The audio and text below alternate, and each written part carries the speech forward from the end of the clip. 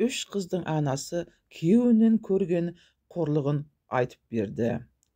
Әңгімемізді бастамас бұрын арнама тіркеліп пікір қалдыруыңызды ұмытпаңыздар. Күйеуімнің туыстары бетіме түкіріп кетті. Соры қайнаған сормаңдай болдым. Әңгімемді ішімдегі запырамымды төгуден бастағанымды айыпқа бұйырмаңыздаршы. Сырымды айтып ішімді босатпасам құсандан өліп кететін сияқтымын. Үш баланың анасы күйеуін сотқа беріпті. Сол үшін оны бүкіл қайын жұрты айыптап масқара еткен. Балалар үйінде өскен жетім қызбын. Әкем кім, шешем қайсы, ештеңеден хабарсызбын. Өмірге келгеннен өзімді ешкімге керексіз сияқты сезініп келемін. Кемсіту, шеттету түр-түрін көріп өстім. Мектепті бітірген соң кәсіптік колледжге оқуға түсіп, ол жерде Серік есімді деген жігітпен таныстым. Көп ұзамай мені алып қашып, ауылына апарды. Серіктің анасы, аға жеңгелері, қарындастары менің балалар үйінде өскенімді естіген сәттен жақтырмады. Кім мен құда боламыз, мына тастандыдан басқа қыз құрып қалды ма деп бірінші күннен тиісті. Серікті сол үшін отырса опақ, тұрса сопақ кетті.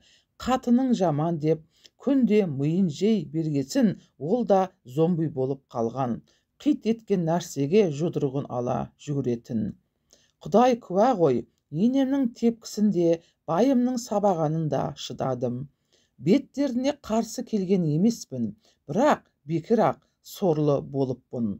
Сол үйдің тегін құлы болдым.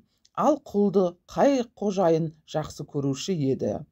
Бұл сүмелі қатын деп сөйлейтін.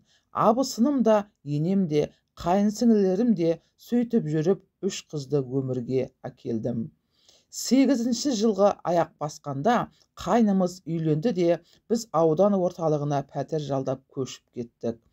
Ішімдіктен аузы құрғамайтын күйеуім бөлек шықсақ адам болар деген арманым адыра қалды. Бір таңғалатыным, енем де, бауырларым да Серікке ішпесейші адам бол деп айтпайтын. Оларға еркек ішіп әйелін сабау заңдылық сияқты көрінетін. Бар бәле тәрбиесіздіктен басталады екен ғой. Мен әркімнің үйін жинап, қора жайын әктеп беріп ақша табам. Мемлекеттен алатын азық-аулақ жәрдемақымыз бар. Әйтеуір өлме талма күн кешіп жүргенбіз.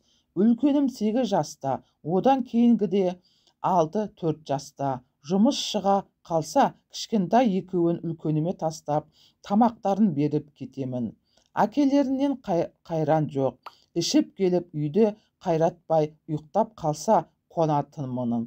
Сөйтіп жүргенде үлкен қызым ашушаң, ызақор, қит етсе жылап қалатын мінезі шығарды.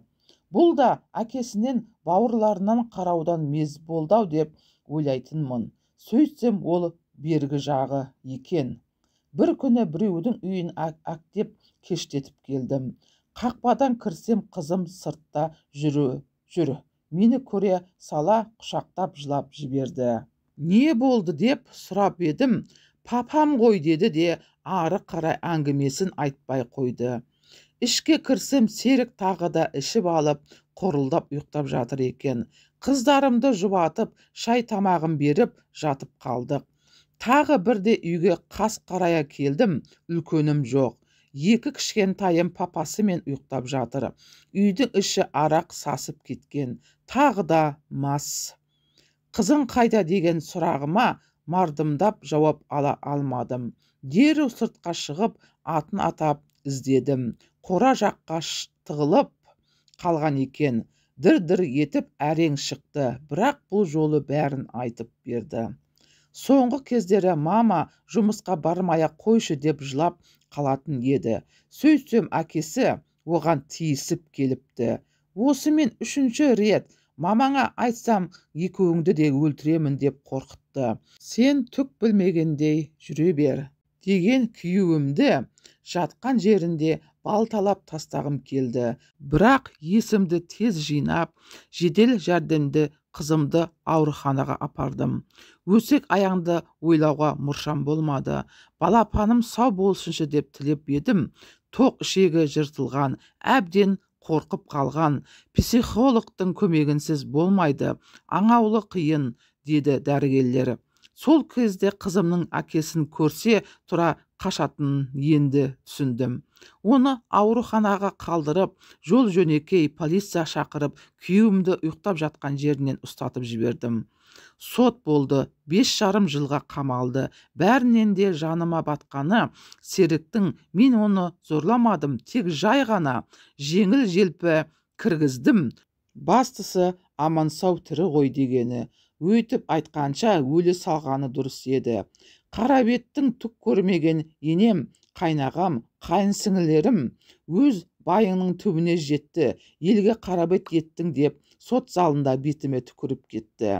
Бәле жаптың қызыңды басқа біреу зорлаған деп дес бермей отыр. Неткен тас жүрек намыссыз жандар. Енді ортада ақша жинап апелляциялық шағым түсіріп, жазасын жеңілдету үшін жүгіріп жүр екен. Жетімнің жары Құдай, соның көзі тура болсын. 10 жылдай азап пен тозақта өмір сүріп келгенім жетер. Ендігі тек 3 қызымның көзіне тек қуаныш көру үшін тіршілік етемін. Менің айтайын дегенім, қазіргі адамдарда ар ұят намыс, адамдық қасиет ада болған. Ішкіш күйеуден, тиран еркектен балаларыңызды аулақ ұстаңыздаршы. Ақылын сатып арақ ішіп кеткендер өз балаларында аямайды екен. Әйтпесе осындай жағдайды өз басынан өткізсем деп ойламаппын. Міне сәл-сәл кіргіздім деп бетіме бадырайып қарап тұр.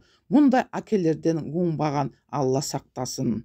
Құрметті көрермендер, тіркеліп лайк басып қолдап кетіңіздер.